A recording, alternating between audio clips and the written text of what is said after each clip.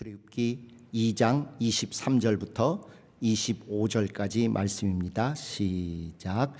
여러 해 후에 애굽 왕은 죽었고 이스라엘 자손은 고역으로 인하여 탄식하며 부르짖으니 그 고역으로 인하여 부르짖는 소리가 하나님께 상달한지라.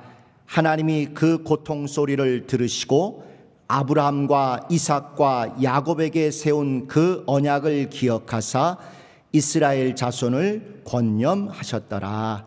아멘. 출애굽이 시작되는 그 첫 출발점을 기록한 말씀입니다. 이스라엘 백성의 고통이 극해서 그들이 부르짖었더니 하나님께서 그 소리를 들으시고 오래전 그 조상들에게 약속하신 것을 기억하사 그들을 돌아보셨다. 그리고 그들을 구원하기 위해서 이제 모세를 부르셔서 모세를 그들에게 보냈고 그들이 모세와 함께 출애굽하게 되는 그런 내용입니다. 오늘 이 구절부터 관계된 것들을 우리가 한번 보면서 하나님의 부르심만이 있는 것이 아니라 성도들의 부르심이 함께 있어야 온전해진다는 그런 신앙의 측면을 우리가 회복하고 다시 한번 확인했으면 좋겠습니다. 무조건 하나님이 부르셨다고 반쪽만 알고 막 밀어붙였던 그런 안타까운 과거가 아니라 보지 못했던 나머지 반쪽을 온전히 봄으로써 하나님이 인정하시는 그런 성경적인 온전한 신앙에 이르기를 진정으로 사모합니다. 우리는 신본주의라는 단어를 가지고 그동안 좋은 유익도 많이 얻었습니다마는 거의 죄악에 가까운 잘못된 오해되는 그런 오류도 범한 면이 실제로 있습니다. 모든 것을 하나님의 입장에서 하나님의 눈으로 보지 않은 것은 누구라도 반대할 여지가 없는 너무도 소중한 신앙의 원리이고 고백입니다. 우리만 신본주의라는 단어를 쓰지 않습니다. 장로교에서도 하나님의 절대 주권에서 모든 걸 보라 하면서 인본주의가 아니라 신본주의로 봐야 된다고 또 강조를 합니다. 당연한 이야기입니다. 그런데 우리는 그 신본주의라는 개념을 막 모든 것에 제일 윗대가리에 놓다 보니까 어떤 실수를 했는지 기억하실 것입니다. 인간을 마귀진멸의 수단과 도구로만 쓰고 버릴 수도 있다. 이런 것들이 은연중에 우리에게 배서 소중한 교회의 성도들 또 옆에 있는 귀한 성도들을 수단이나 도구나 하나님께서 그냥 버리실 수도 있는 이런 보잘것없는 존재로 폄하하고 무시하는 그런 태도와 관념이 은연중에 우리에게 배에 있습니다. 오히려 성도에 대한 신본주의적인 관점은 하나님이 그를 얼마나 귀히 보시는 것만큼 나도 그를 더 높이 귀히 보라는 게 합당한 신본주의적 사고입니다. 하나님이 저를 무시하시고 버러지처럼 쓰고 버려도 되니까 나도 그래도 되는가? 절대 그건 신본주의가 아닙니다. 그들을 위해서 내 옆에 있는 우리들을 위해서 아들을 주시기까지 최고로 소중히 여기시고 최고로 존중하시고 최고로 높여주신 그 하나님의 시각을 그대로 나도 닮아서 함께 교회를 이루고 동역하는 우리의 이웃 성도들을 최고로 존중하고 최고로 귀히 여기며 최고로 섬기려고 하는 그 마음을 닮아가는 것, 그것이 바로 신본주의라는 이름으로 우리가 배우고 익혀야 될 온당한 신앙의 모습입니다. 또 신본주의라는 이름으로 우리가 또 잘못하는 게 뭐냐면 모든 걸 하나님이 하셨다, 하나님이 다 하신다 이러면서 은연중에 우리의 행동을, 우리의 헌신과 우리 믿음의 노력을 무시하거나 무의미하다고 성경과는 달리 그렇게 깎아내리는 면도 있었습니다. 단적으로 얘기해서 하나님이 모든 것을 다 99.99% 준비하시고 다 예비하시며 이끌어 가시지만 오히려 성경을 통해서 우리에게 알려주기를 원하시는 것은 그때 그 자리에 누군가 해야 될 그 마지막 0.001%그 소중한 것을 내가 해주기를 원한다. 내가 그 일을 해준 그 덕분에 나의 영광의 일이 이루어졌노라 하고 오히려 그분이 우리를 더 인정해 주시고 칭찬해 주시고 우리를 귀히 여겨 주시는 이걸 아는 것이 신본주의의 중요한 원리입니다. 그래서 행한 대로 갚아주시겠다는 게, 우리는 한 거 아무것도 없습니다, 주님이 다 하셨습니다 이랬으면 갚아주실 것도 없는 거예요. 그냥 입으로 주님이 다 하셨습니다, 난 아무것도 아닙니다, 난 아무것도 안 했습니다 하는 게 믿음이 좋은 것 같지만 그 중심이나 마음은 갸륵할 수 있어요. 성경의 원리를 보면 99.99%를 그분이 다 예비하시고 실제로 될 수 있게 하셨다 할지라도 마지막 그 일에 믿음을 가지고 순전한 마음으로 걸음을 내딛고 손을 뻗치고 몸을 움직이는 그 소중한 성도 한 분 한 분의 그 헌신에 그 일의 완성이 이루어지는 것이고, 주님은 그걸 보셨다가 잘하였도다, 착하고 충성된 종이다, 내가 한 그것으로 다 이루어졌노라, 이렇게 역사하시는 것입니다. 성경에는요 심지어 이런 구절도 있어요. 내가 구원할 것이다. 백성들을 하나님이 구원하실 것이다, 하나님이 나타나서 이렇게 말씀하실 줄 알았는데 내가 구원할 것이다. 사사기에는 이런 구절도 있어요. 다른 곳에도 이와 유리한 구절들이 있습니다. 무조건 신본주의라고 주님이 다 하십니다, 하나님이 다 하십니다, 이런 사고방식만 배웠던 분들에게는 이런 구절이 충격이 돼야 돼요. 너무 교리적으로 너무 왜곡되게 한편만 봤기 때문에 그런 것이지요. 그 전지전능하시고 얼마든지 홀로 모든 것을 하실 수 있는 하나님이심에도 불구하고 우리와 같이 하시겠다는 것입니다. 일부러도 마지막 중요한 일을 우리가 해주시기를 원하신다는 것입니다. 그래서 심지어 하나님이 직접 말씀하시기를 내가 구원할 것이다, 이런 어마무시한 그런 말씀까지도 친히 하실 정도예요. 또 신본주의의 세 번째 우리가 생각하고 알게 모르게 배어있는 오류가 영적인 것에 모든 것이 달려있고 육적인 것은 아무것도 아닌 것 같이 이렇게 자꾸 육적인 거, 물리적인 거, 눈에 보이는 것들을 너무 지나치게 무시하는 그런 신비주의적이거나 이상한 것으로 빠지는 경향이 은연중에 우리 안에 배 있습니다. 하나님은 이 우주 만물을 지으시고 또 인간을 지으신 다음에 이렇게 눈에 보이는 물질, 만물, 심지어 흙덩이고 버러지 같은 우리들을 오히려 거룩한 일에 도구로 쓰셔서 더 큰 영광을 드러내기를 원하시네. 육체가 없고 물질이 아닌 천사가 안에서 드러나는 영광이 이 정도라면 훨씬 못하고 훨씬 부족하고 훨씬 별 볼 일 없는 우리들을 통해서 드러내시는, 이루시는 하나님의 영광은 이만큼 더 크다는, 그걸 드러내고 그 진가를 아는 것이 오히려 더 온전한 그런 신본주의입니다.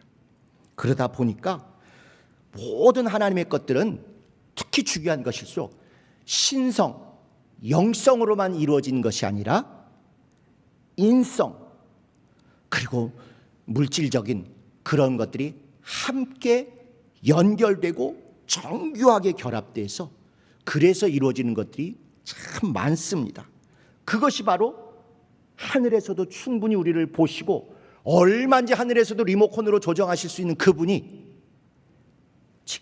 직접 이 땅에 육신으로 성육신하신 이유이기도 합니다. 그런 의미에서 신앙의 모든 것들은 다 이렇게 신성과 인성이 절묘하게 합쳐져 있고 절묘하게 융합되어 있어서 나누기도 어렵고 분리하기도 어렵고 가장 기계적으로 지적하기도 어려울 게 하나 되어서 역사하는 것들이 많습니다. 신성과 인성, 신적인 측면과 인적인 측면, 영적인 측면과 물리적인 측면들이 온전히 결합돼서 이루어지는 일들이 오히려 중요한 신앙의 원리일수록 더 넘쳐나는 거죠. 아니, 가장 근본적으로 한번 생각해 보세요. 우리 주 예수 그리스도께서 누구십니까?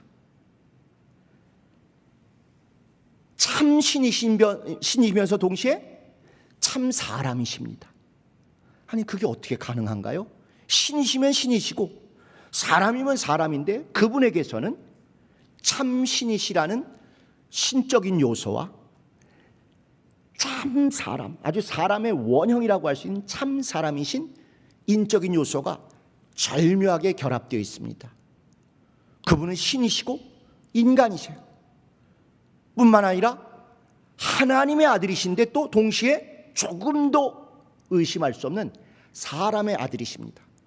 하나님의 아들 곧 신자이시면서 사람의 아들 곧 인자이시죠. 어느 누구도 이것에 요 부분은 신자, 요 부분은 인자, 요 부분은 신성, 요 부분은 인성 갈라내기가 불가능합니다.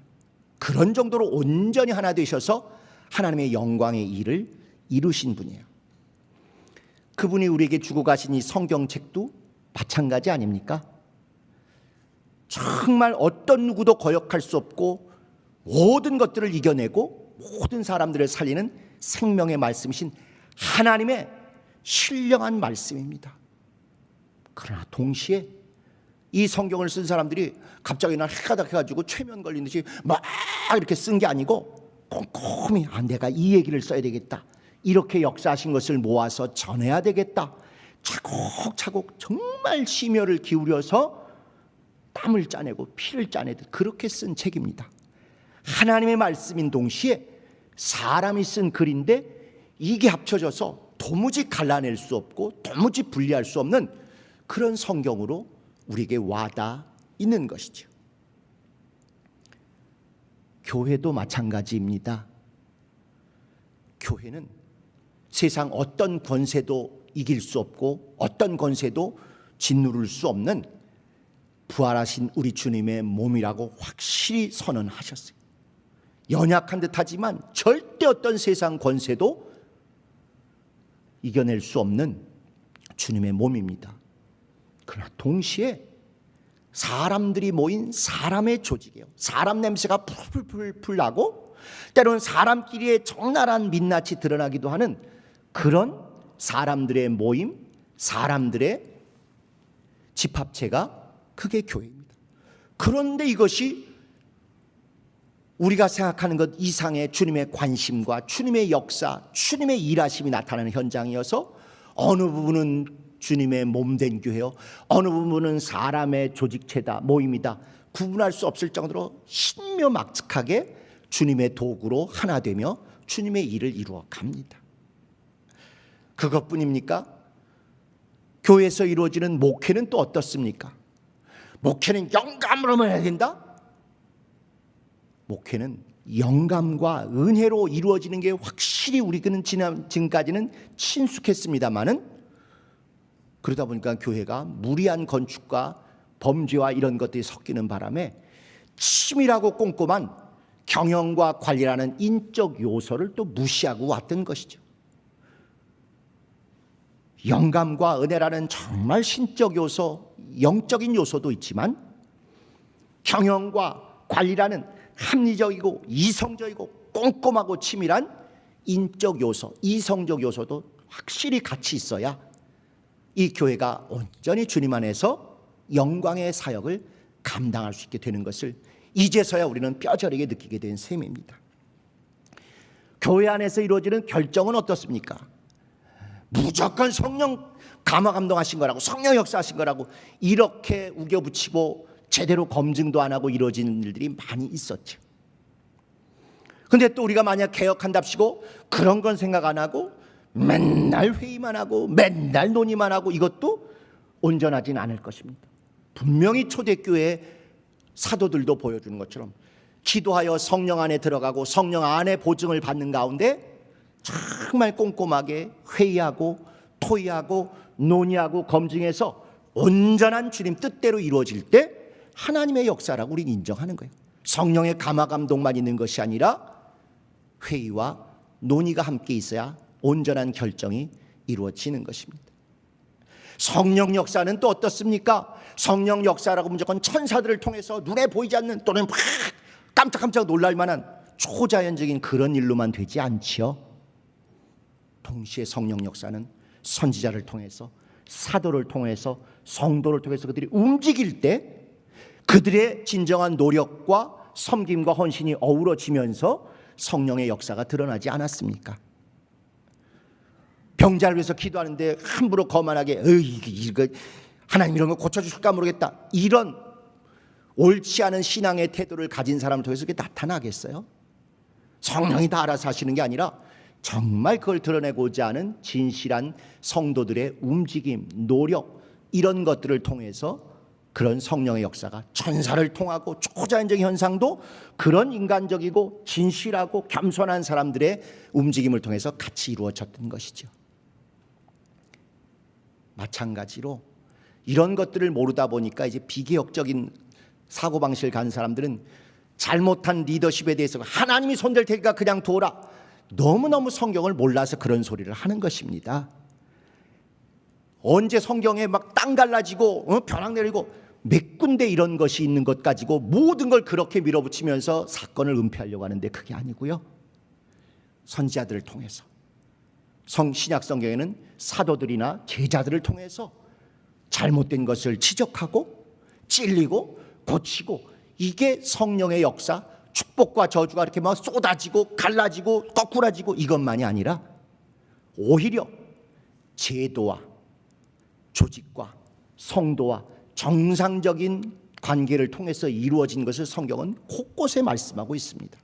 그런데 우리가 신본주의라는 것을 왜곡했던 것처럼, 성경 구절들을 편식했던 것처럼, 이런 것들 우리가 온전히 성경대로 하나님적인 요소와 사람적인 요소, 신성과 인성, 영적인 측면과 물리적인 측면을 함께 합해져서 하나님의 일이 이루어진다 하는 것들을 그동안 너무 무시했던 것이죠.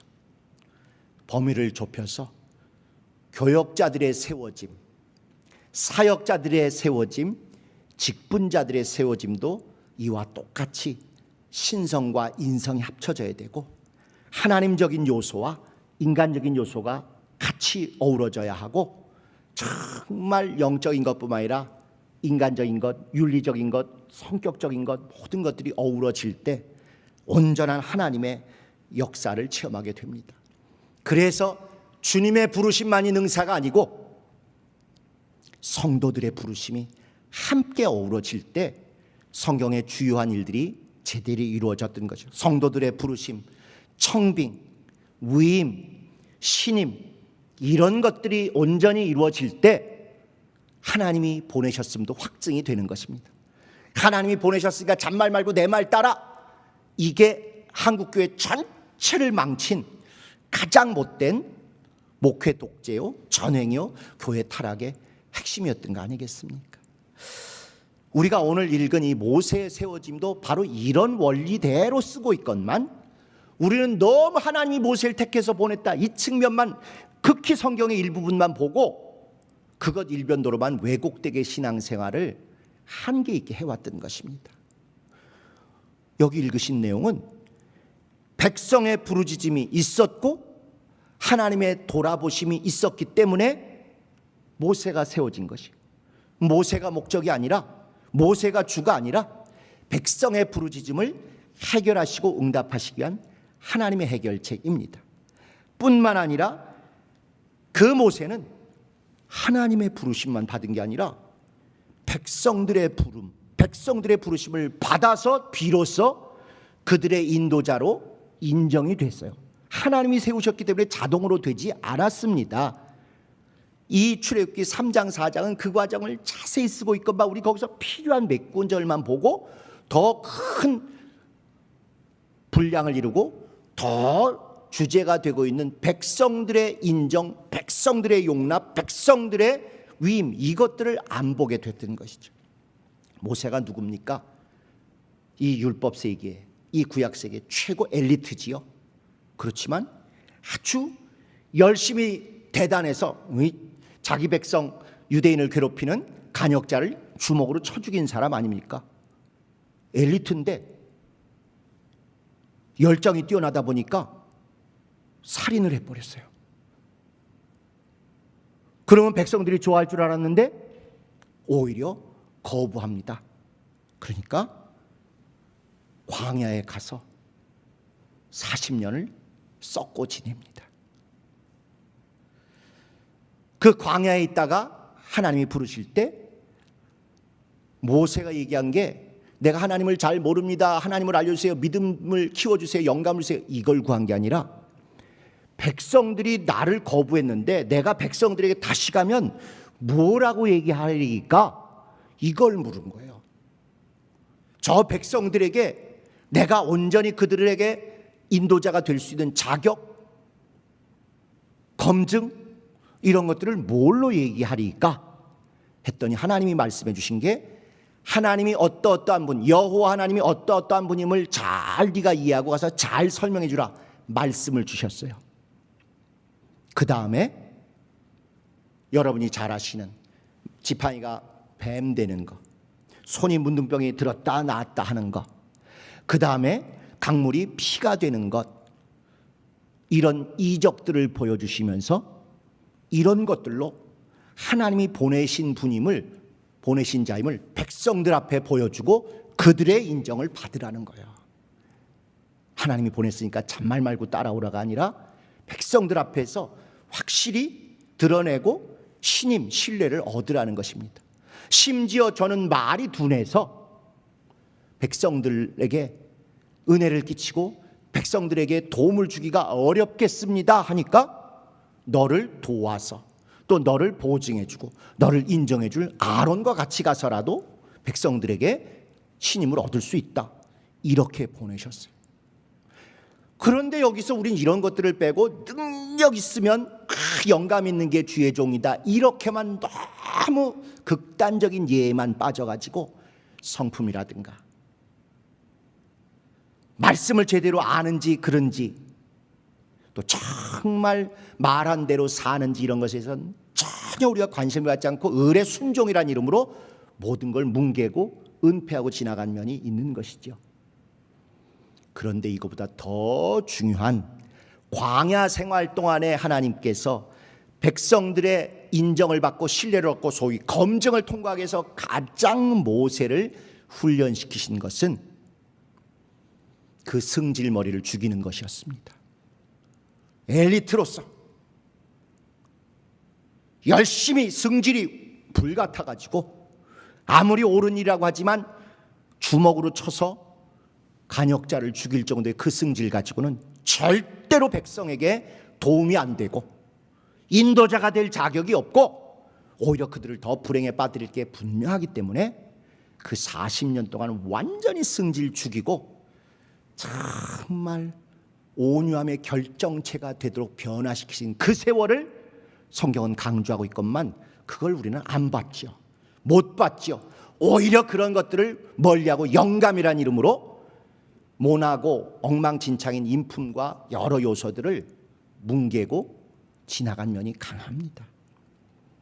모세가 수백만에 이르게 될 그 이스라엘을 인도하게 된 지도자로 하나님이 세우시고 백성이 인정한 최고의 비결을 성경은 말씀 잘 전한다, 능력 많다, 이런 측면을 부각하지 않고 민수기 12장 3절에 있는 대로 이 사람 모세는 온유함이 지면의 모든 사람보다 승하니라. 원래부터 온유하고 원래부터 겸손하고 원래부터 부드러운 사람 결코 아니었지 않습니까? 엘리트고 승질이 그냥 확 불같이 떠올라서 즉결해서 주먹으로 사람 쳐 죽이기도 할 사람이었는데 백성에게 거부되고 나니까, 성도들에게 거부되고 나니까, 교회로부터 거부되고 나니까 하나님이 그래서는 도저히 하나님이 세우시는 것에도 합당치 않을 뿐만 아니라 백성들의 세움에도 합당치 않다는 걸 아셨습니다.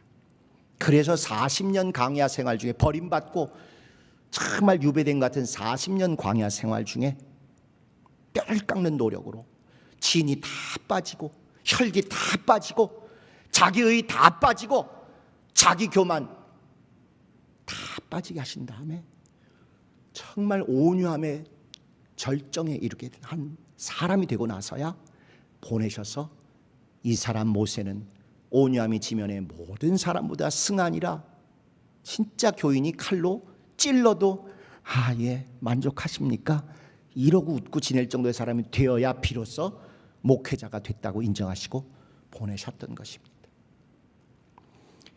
모세만 그런 것이 아니라 사실은 신약의 사도 바울도 이와 똑같은 과정을 겪었습니다. 사도 바울 엘리트 중에 엘리트 아닙니까? 그 열심히 극해서 누구까지 죽였어요? 스데반도 죽이고 기독교인 잡아 죽이고 결과적으로 예수까지 죽인 그런 사람이 됐지 않습니까?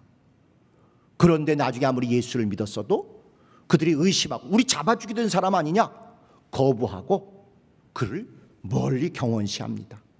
그도 내가 나가서 나 변명하고 내가 얼마나 대단한 사람인지 얘기해줘야겠다 이러지 않고 3년간 광야에 가서 정말 거기서 자기가 오해했던 율법이 아니라 복음, 모세가 아니라 예수, 이런 것들을 온전히 경험하고 자기의 혈기, 자기의 특심, 자기의 지나친 그 율법적 사고를 완전히 바꾸고 절대 성도들을 없이 여기거나 무시하지 않는 그런 진실한 목회자의 사람으로 바뀌어 왔습니다.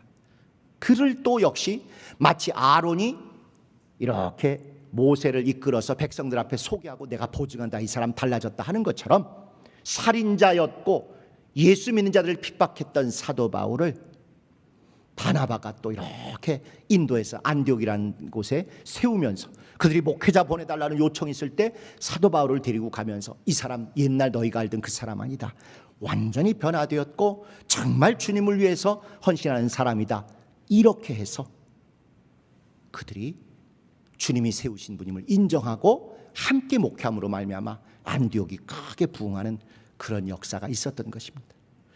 결국 우리가 잘 아는 주님이 부르셨다, 이쪽 대목보다 더 많은 분량은 어디에 있냐면 주님이 부르실 만하게, 그리고 동시에 백성들이 부르실 만하기에, 교회가 부르실 만하기에, 성도들이 부르실 만하기에 변화되고 다시 새로운 말씀으로 무장하고 다시 능력으로 회복하고 무엇보다도 승질과 모든 인간적인 부족한 것들을 바꾸고 온유하고 겸손한 사람이 되어서 그 백성들 앞에, 성도들 앞에, 교회 앞에 나갔다는 것, 이것이 성경이 우리에게 알려주고 있는 부르심의 원리입니다.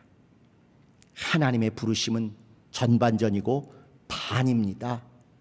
성도들의 부르심, 성도들의 인정, 성도들의 귀히 여김이 있어야 온전한 목회자가 되는 것이고, 목회자뿐만 아니라 모든 사역자들, 모든 직분자들도 이와 똑같습니다. 내가 성령에 이끌려서 성령 충만하고 막 이러니까가 아니라 오히려 그런 신임이라는 과정이 정말로 성숙을 요청하는 것이고 성공해 가는 지름길이 되도록 성경은 이렇게 적나라하게 모세나 사도 바울의 예를 통해서 우리에게 알려주고 계십니다. 오늘 성령 강림 주일의 제목이 여기 아까 보신 대로 오직 마음을 같이하여, 더불어 마음을 같이하여, 영어로는 성령 안에서 연합하여, 성령 안에서 연합하자, 성령 안에서 온전히 하나 되는 것입니다. 성령께서 나에게 이렇게 하라고 하셨어. 성령께서 당신에게 그렇게 하셨으면 그 성령께서 다른 성도들의 마음도 동일하게 감동할 수 있도록 기도도 하시고 그들에게 온전히 여러분이 가지신 그런 성령의 성품과 성령의 사역을 드러내셔야 합니다. 그래서 그들도 성령의 사역임을 인정하고 합당해서 하나 돼 가지고 같이 성령의 사역을 이루는 것, 그것이 성경의 원리입니다. 내가 성령 충만해서 내 성령께서 이렇게 하라 하셨어, 내 마음대로 하는 것은 온전한 성령의 역사군 거리가 있습니다. 내 욕심, 내 승질, 내 가치관을 투영하고 강요하고 밀어붙이는 것은 교회가 아니고 목회가 아니고 신앙이 아닙니다. 자기 하고 싶은 것을 교역자라고 막 해서 내가 세웠으니까 내 교회는 이래야 된다, 그건 기업체도 지금은 그렇게 하지 않는 판인데 오히려 성경을 통해서 본 부름도 마찬가지입니다. 하나님이 부르셔야 될 뿐만 아니라 성도들이 부르고 신뢰하고 인정하고 성령의 사역임을 공감할 때 그때 함께 성령 안에서 하나 되고 더불어 마음을 같이하여, 오직 마음을 같이하여 한 성령으로 주님의 영광의 일을 이루게 되는 것입니다. 목회자는 세상에서 못 이룬 자기 꿈을 교회를 통해서 대리만족을 얻으려고 하는 짓을 절대 해서는 안 되는 것입니다. 주님도 영혼들의 필요를 아시기에 직접 육체로 오셔서 우리의 필요를 온전히 채우시고 우리를 회복시키시고 섬겨주신 것처럼 정말 교인들의 필요와 애환과 온전함을 위해서 내 모든 가치관이나 내 모든 고집이나 내 모든 성향을 뒤로 하고 정말 주님이 기뻐하시는 이들의 거룩하고 신령한 영광의 행복을 위해서 노력하는 그것이 목회이고, 앞으로 우리 개혁 성락교회의 강단이나 모든 목회 현장에서 이 가치관이 우리 모두에게 공유되어야 하라고 확신합니다. 주님이 부르셔야 하는 건 말할 것도 없지만 성도들이 부르실 때 인정하고 신뢰하고 온전히 하나 될 때, 그때 우리 교회는 성경적 신약교회를 더욱더 닮아가게 될 것입니다. 목사는 짜장면이 먹고 싶고 성도는 짬뽕이 먹고 싶으면 짬뽕을 먹는 게 목회입니다. 목사님이 모조하시니까 알아서 기고 오직 해바라기 마냥 그렇게 했던 과거의 지긋지긋한 우리의 편협한 신앙에서 완전히 단절하셔서 더욱더 성도가 원하고 성도가 귀히 여김받고 성도의 필요가 채워지고 하나님이 기뻐하신 성도의 거룩하고 신령한 생명이 넘치는 일에 우리 모두가 함께 마음을 쏟는 그런 교회가 되게 하시기를 예수님의 이름으로 간곡히 부탁을 드립니다. 주님의 부르심 못지않게 중요한 성도들의 부르심을 귀히 여기고 무겁게 여기고 항상 그 앞에 겸손히 우리를 돌아보는 저희들 목회자들 또 사역자들 모든 직분자들 되시기를 예수님의 이름으로 축복합니다. 우리 찬송 한 장 같이 하시고 그 다음에 기도하도록 하겠습니다.